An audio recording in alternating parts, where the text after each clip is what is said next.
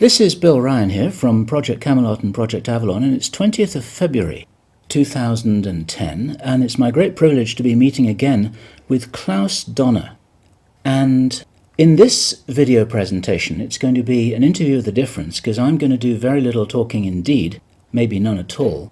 And Klaus is going to be doing an audio commentary on one of his extremely special, unusual and fascinating slideshows about the artifacts and the various phenomena that he has been researching, discovering, investigating personally all over the world, relating to what I think you could legitimately call the hidden history of the human race. Would you say that that's a good summary, Klaus? That's a very good summary, yes. So I'm going to step back here, and what follows now, just kick back and enjoy this slide presentation, and Klaus is going to take you through his own journey. You can accompany him on his own journey through his own discoveries. And take it away, Klaus. What are we looking at here? I can see an array of pyramids. What's the significance? The significance is that you can find pyramids all over the world, on each continent. And the question is, when and who did build those pyramids? Why many of those pyramids all over the world are looking very, very similar? Another question is, did there really exist a global civilization? And I think many of our researchers are really telling us that once upon a long time a global civilization existed. But how many thousands of years ago, we don't know. Most of the audience of Project Camelot may know about the story of one stone pyramid building found in 1984, 25 meters under the sea level in Japan, on the island of Yonaguni, which is the southeast Japanese island belonging to the Ryukyu island group. And there is still a struggling of some international archaeologists who are saying that these monuments were done by nature. But my friend Professor Masaaki Kimura did several years since then researches not only on this monument, but also he found several others close by. On the right side down you have a model, and one thing nature is definitely not doing on top of two platforms of this monument. There is one huge stone turtle and one huge stone bird like an eagle. Nature is doing many things, but not such a precise, perfect monument. And the question is, where are all the stones? If nature would have done it broken down, where are those stones? There are also streets, and there was also found a stone stadium like a Roman Colosseum with stone seat rows and stone stairs. Nature is great, is doing many, many great things, but not such perfect buildings. Here you have the huge stone turtle, and you can see also how small is a diver against this big monument. Here you have one street with stairs going up. Here again a very close-up picture just to recognize the size of this huge monument. Here you can see some world maps. On the top, on the right side, you can see the Piri Reis map, which was used already long time before Christopher Columbus came to America. And you can see how perfect this map was already in the beginning of the 16th century, showing part of Europe, of Spain, Portugal, part of Western Africa, and also part of South America. We do not know until now who was able to make such a perfect map already centuries ago. And on the rest of the Piri Reis map, which we do not show on this picture, you can also see the Antarctic without ice. In 1956, researchers found out that the Earth under the ice mass at the Antarctic is exactly like the Piri Reis map was showing. So this Piri Reis map should be at least older than 10 to 12,000 years. But the next question would be, who was able to make such a wonderful world map? On the left side, on top, you see Atlantis, done by Athanasius Walzemüller, and the map is the other way round. He did it the other way round, and you can see the continent between Europe, Africa, and also America. And you can see on the left side down different sides of a huge stone world map. This stone world map was found in 1984 while gold digging in Ecuador in an underground tunnel system with other 350 artifacts which do not really fit any known and existing South American pre-Columbian culture.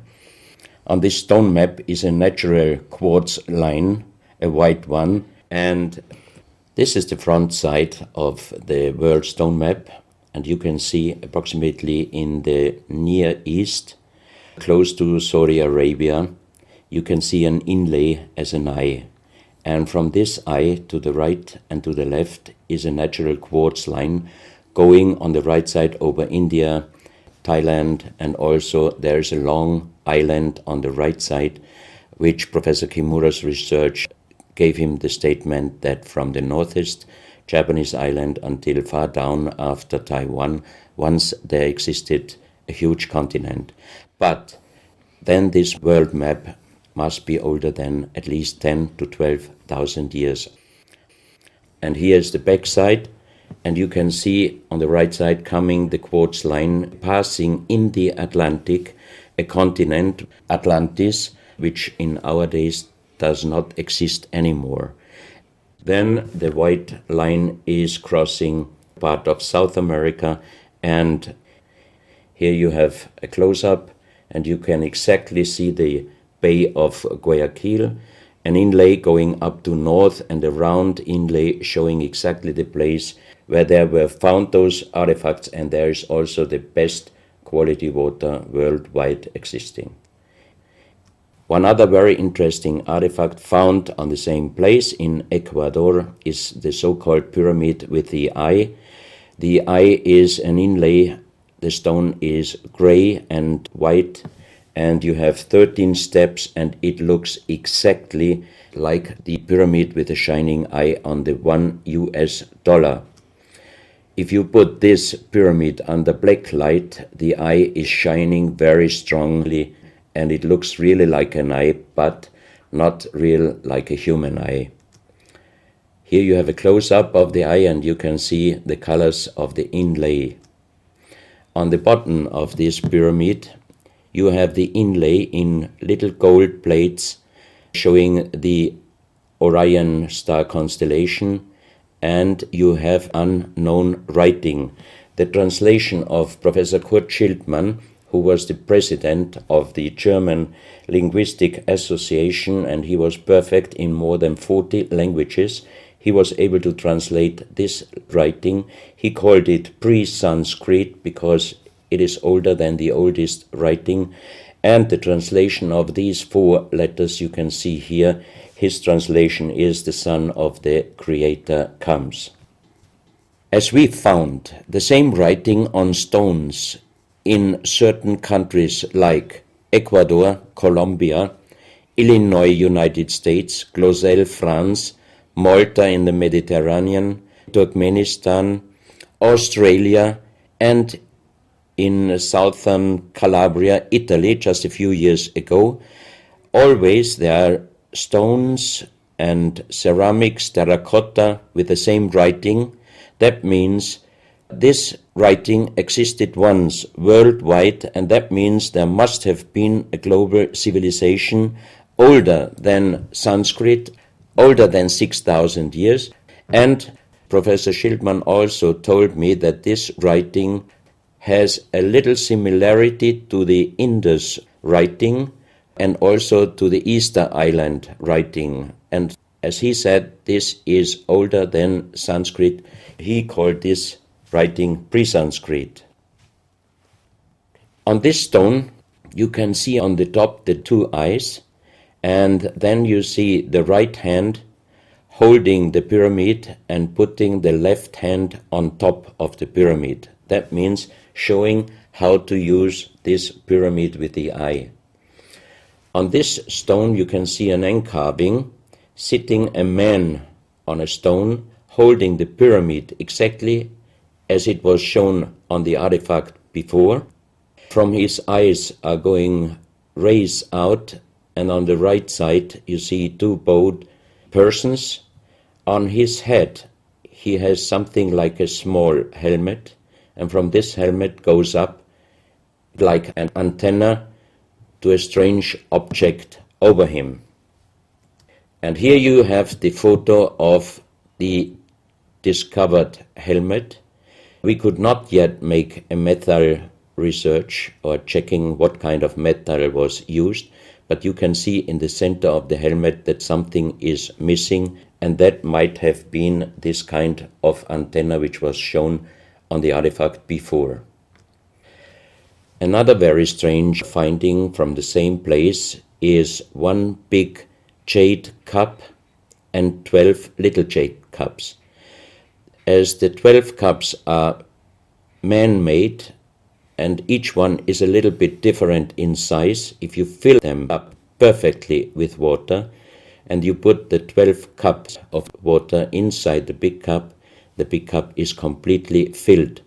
The next strange thing is that you can see on the little cups numbers which are looking like the Mayan numbers, but if you compare them with the Mayan numbers, you find out that there are some little differences. And on the big cup you can see a perfect inlaid star constellation, also showing the Orion and other stars. And inside the big cup it is very, very magnetic, and outside the cup nearly nothing. Professional geologists are saying this is impossible because if a stone has metal particles inside the stone, it must be same magnetic from both sides. Here you have a close-up of the big cup and you can see a perfect inlay of star constellations, and they are shining very brightly if you put black light on it. Here you have some small cups that you can figure out more clearly the style of the numbers inlaid in a strange material also shining under black light. That's another piece, a jade plate with the same star constellation inlay like on the big cup, and two persons facing the sky, and on the next picture you can see that also the eyes of these two statues and the star constellation is shining very strongly under black light.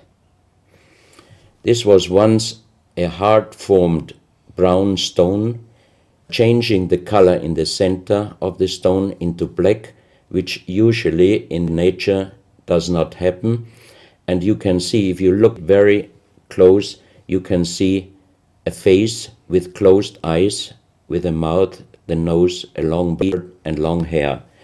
On the left side, the face and also the stone is broken. This is the reverse side of this stone. You can see a spiral and a triangle. The center of the triangle is very magnetic, also shining under black light. Here we have the backside of a cobra.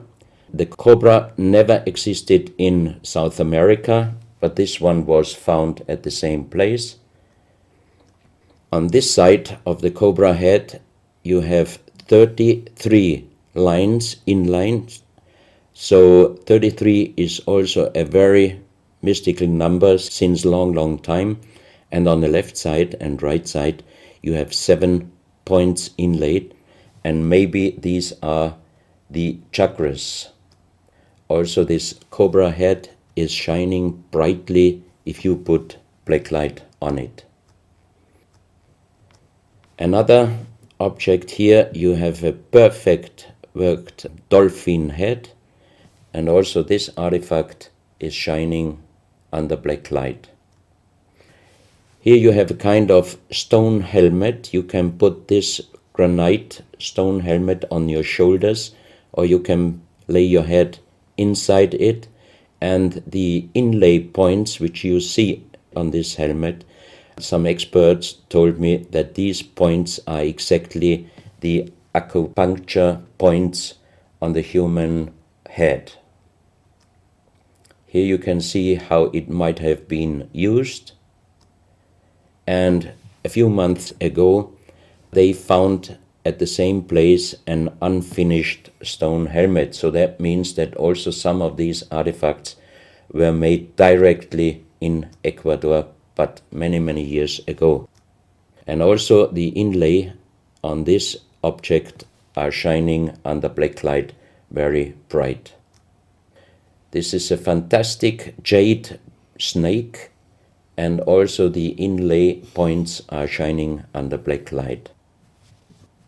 Here we have one artifact which is very perfectly carved on the back side, so that means it might have been used to put this artifact on the front of your forehead. You can see the two eyes inlaid, and on the reverse side you have the so-called third eye. Maybe this artifact was used for some ceremonies or for meditation. Here we have a jade plate with an inlay of a spiral, also shining brightly under black light.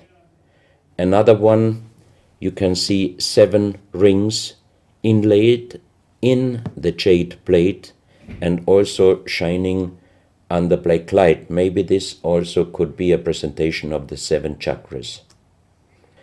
Here is one of the ceramics found there. It's a great masterpiece, and the question is, how can you make this artifact out of one piece of ceramic? Here we have another pyramidal stone found also in Ecuador. On top you see the pyramid with the eye, and you have down several spirals and symbols. Some of them are very similar to the churchward Nakal plates, which he found 1880 in India, and the translation was talking about the sunken continent of Mu. This is a marble with another inlay of a spiral, also shining very brightly under black light. Another stone in a pyramidal form with an inlay of an eye. Here you can see again the pyramid with the eye, and on the bottom you see the Orion star constellation, the 3 Orion stars, which might focus us to the 3 pyramids in Egypt. Here you have a ceramic statue. You can see the style of sitting is not real pre-Columbian style. It looks like the lotus seat from Asia. On top of this statue you have a head with some points, and it looks quite similar to many of the Buddha presentations. He holds a snake in his mouth. The snake is a very, very mystical and very often presented object. So that means this statue is not from any existing or known pre-Columbian culture. Even the next one, you can see that how this statue is sitting, it looks more the direction of Asia. On top of his head, again a very strange head, and in the center you can see like the head of a frog. Also, the frog is a very mystical animal in old South American pre-Columbian culture, but also in Africa and also in Asia. Here another ceramic statue holding a kind of plate in his left hand, and it looks also not really pre-Columbian culture. This is another very strange artifact holding a stick with a snake. Again we have the snake here, and the question is where and who this statue was done. This is a photo of the Altiplano in Bolivia. Archaeologists and researchers found out that at least before 4,000 years, there was happened a very big impact in Argentina, and the shock wave of this big impact destroyed many stone buildings in the Altiplano of Bolivia. You have here a picture of Pumapunku, a very strange place close to Tiahuanaco in Bolivia, and you see tons of stone plates with perfect work on it destroyed. Maybe this was the reaction to the big impact in Argentina. Here you have my friend Giancarlo Bonfanti, Italian researcher, in the center of the so-called Sun Gate in Tiahuanaco in Bolivia. And some researchers write that the figurines on top of this side of the Sun Gate are showing the Venus calendar. Here you have one of the big stone plates from Pumapunku, and you can see how perfect this stonework was done. And the question is, could you do such perfect work with simple tools? Close to this area, they found skeletons with a size of 2.6 meters. And the picture on the top shows you the skull of one of these skeletons, and it looks like it is deformed, but definitely these skulls are not deformed. They are natural style, like an egg. On this photo you see how strong the jaw of those skulls were. This is a front view, and the most interesting photo is this one, because you can see that the top of the skull does not have the three plates which we have as Homo sapiens, and that shows us that these skeletons are not Homo sapiens. What we might be able is doing a DNA check and an age dating on these skeletons, because we are very much wondering what kind of humans did exist long time ago and how long ago.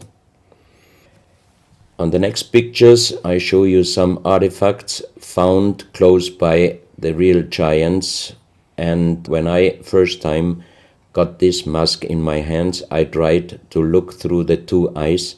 At that time I didn't know that they were belonging to 2.6 meter skeletons, and I was just wondering, why did they make masks where you can only look out from one eye? But after knowing that those people were over 2.5 meters, I could imagine that their skull was of course bigger than our skull, and that's why these masks were for us oversized. That's another mask from Bolivia, another one with very wonderful encarving, many spirals and many symbols, which we also found in many other cultures. This is a very heavy stone figurine, and again here you can see on the top the head of a snake going down on his backside.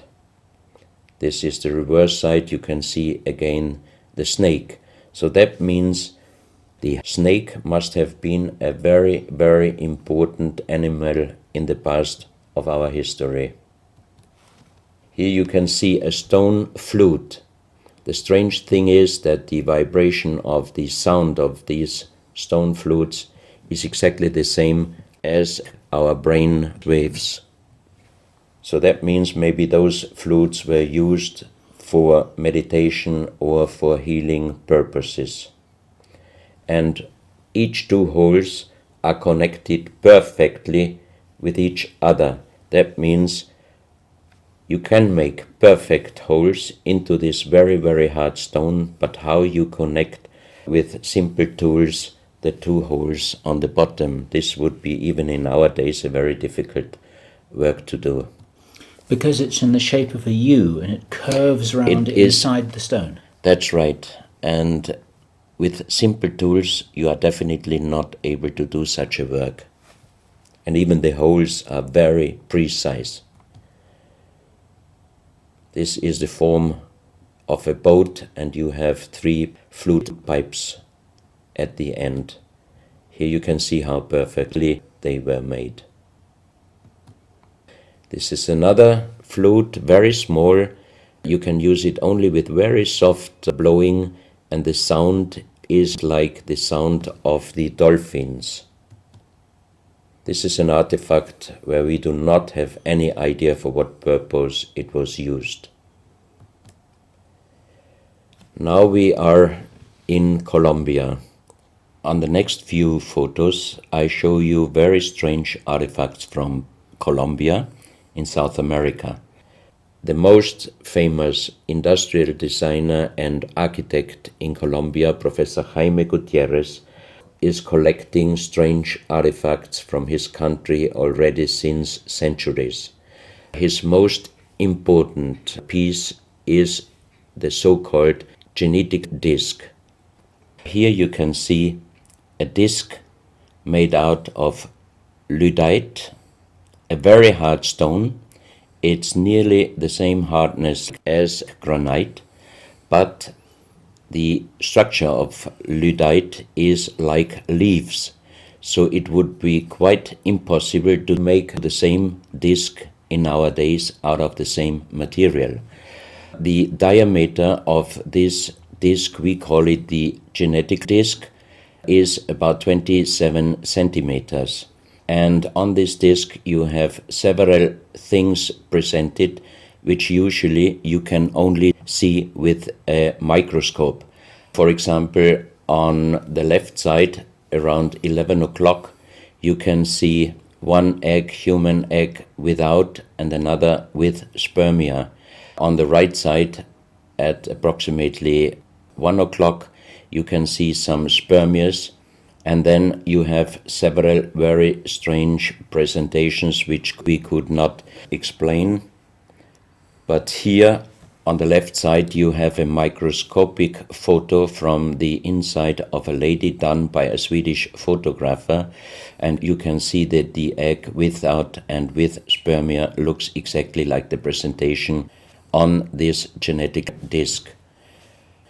On the reverse side you have on top several presentations of fetus in different size, different age, ending up with looks like a little child. You see also at the end of the plate around 6 o'clock female and male, and also on the right side around 9 o'clock you can see the presentation of man, woman and child. But the strange thing is how they present those human-like heads. Here you can see a knife done by the same material, lyddite. On top of the knife, on the handle, you have mother's head. Beyond you have the child's head, and the umbilical cord is going around the neck of the child. So that means this knife would have been used to cut the umbilical cord, saving the child's life. This is a close-up mother, child, and umbilical cord. This is an instrument. It might have been used for helping the child coming out, leaving the mother, when there were some complications. And it is also made out of the same material, lyddite. You have here the vagina and the child's head coming out.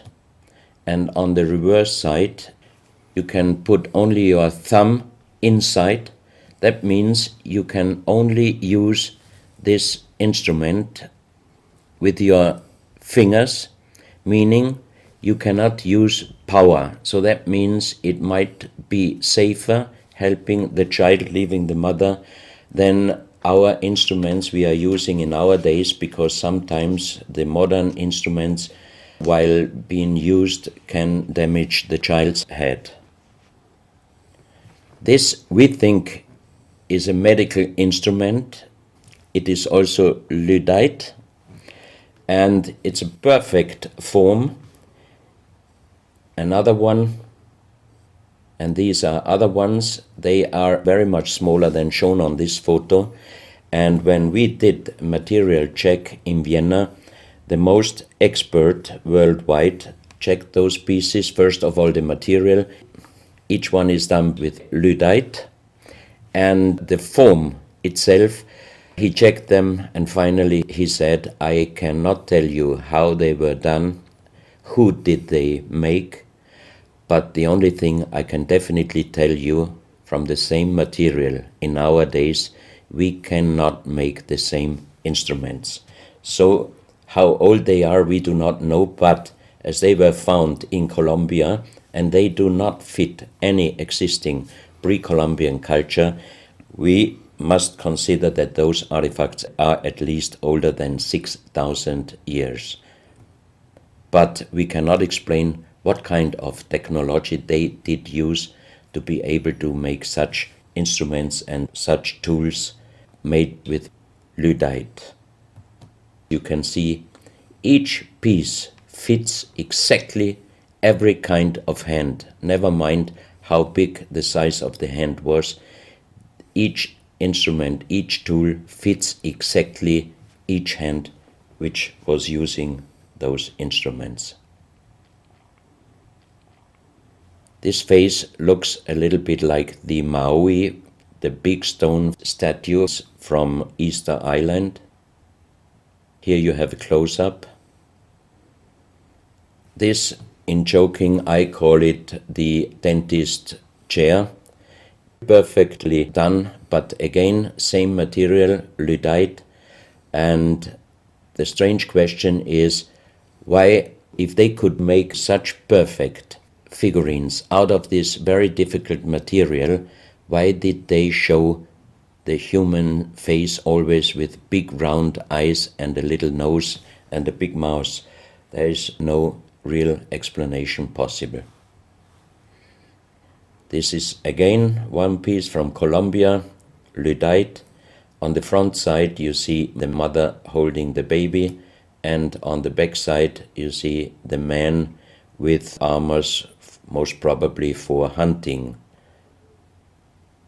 This stone figurine was found in Colombia. It looks exactly like the Maui statues from Easter Islands, but it is only about 30 centimeters in size. This is another masterpiece of stonework. You have on both sides presented one bird, but if you look at the front side, you can see that the two birds presenting a face, and on the left side, between the bird's head and the wings, you see again this unknown writing which we found on stones from all over the world. This is the mother holding a child, very strange face, and it's a kind of jade material.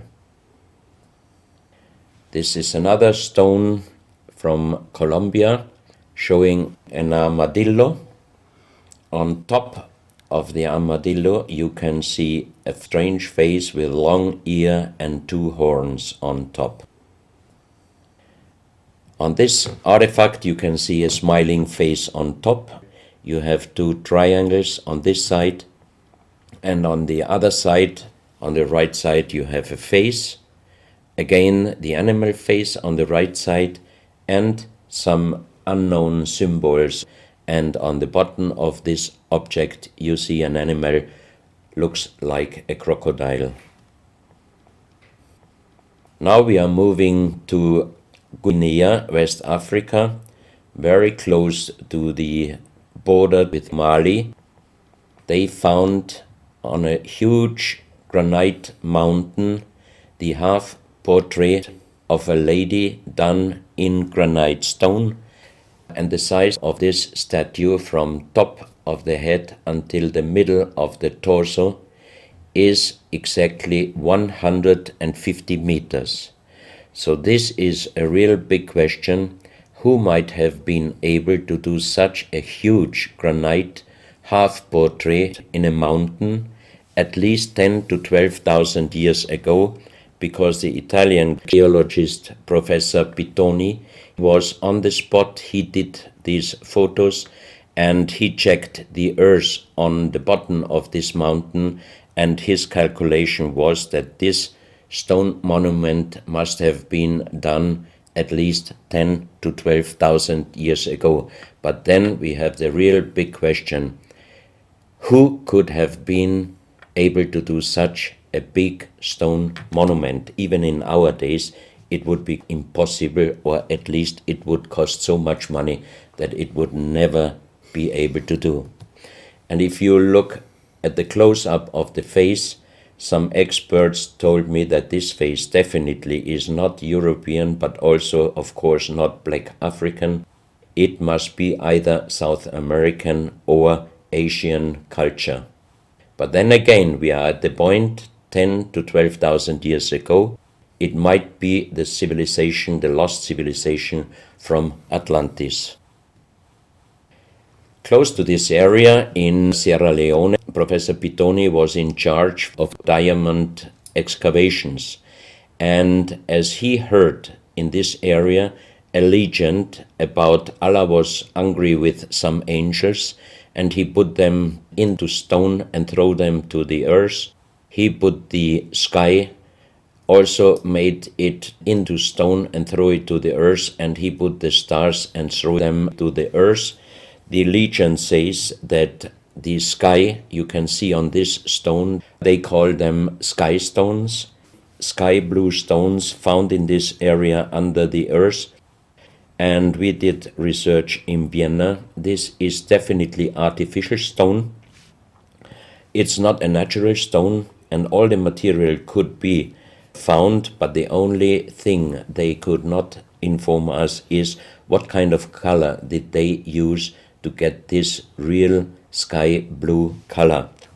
The stone figurines found from 20 meters down to even 50 meters. Professor Pittoni always took some organic material from the finding place, and the age dating of those stone artifacts are from 2,500 years up to the oldest one, 17,000 years. Here you have a granite stone, so-called nomoli, stone nomoli, with very nice encarving. Here you have a man sitting on an elephant, as there are also the legends of giants all over Africa. You know how big is an elephant. It's a wonderful stonework. It's very hard and very heavy. There are also some artifacts showing half human or human with the head of a reptile, holding a kind of pot in their hand, and they could put something inside this pot, and also on top of several nomolis there is a hole for putting something inside, and most probably they were used for ceremonies. Here you have a kind of animal. It looks like a dinosaur. And when Professor Pittoni found this statue, it was making a strange noise. So he opened the statue, and they found inside the small black ball you can see on the bottom of the statue, and this was iron material. When we did the research on this artifact, and especially on this metal ball, next morning the professor called me and told me that somebody must have done a bad joke to me. I asked why, because the result of the research was this metal material is chrome steel, and chrome steel was found first time at the beginning of the 20th century in Austria. That means it was impossible inside a statue with the age of approximately 17,000 years.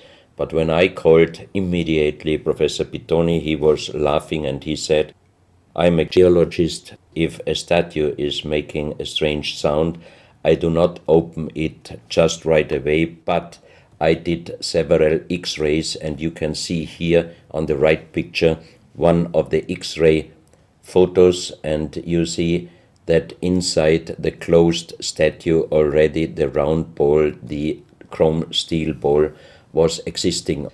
On this X-ray photo you can see exactly, and also Professor Pitoni saw, that this statue in former days already was opened but perfectly closed again, and he called a specialist who opened it exactly concerning this photo, the small stone ball which was closing the hole inside, and you can see that the metal ball was already existing.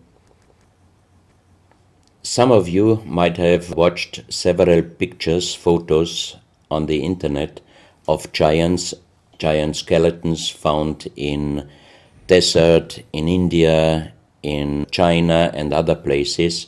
Most of those photos were competition photos to present Photoshop. Perfectly done. I also was quite impressed when I received first time one of those photos, but these photos I'm showing you now, they are definitely not coming out from a Photoshop competition. These photos are real skulls and skeletons. This skull was found in a tunnel system underground in Colombia. The skull is dated up to 11,000 years. The skull is bigger than normal skull, and the front teeth of the jaw are lined up in a different way than our teeth. Something that occurs to me here is that there's a very strong, pronounced jaw. It's a very prominent jawline, very prominent chin. And here you see a photograph that was shown to us by a Project Camelot insider. Now, this isn't a real photograph. This is a scene from the old Arnold Schwarzenegger movie Conan the Barbarian. And what you're seeing here is a special effect on the actor James Earl Jones. The critical thing here is the shape of the jawline. Our witness, who had spent time with the Anunaki in real time in the present day, said that one of the things that characterizes them, besides their size, which he says was 8 or 9 feet tall, he said they're very large and they're very strong and they look larger than that, but that's round about their height, which matches exactly the 2.6 meters that Klaus has been talking about.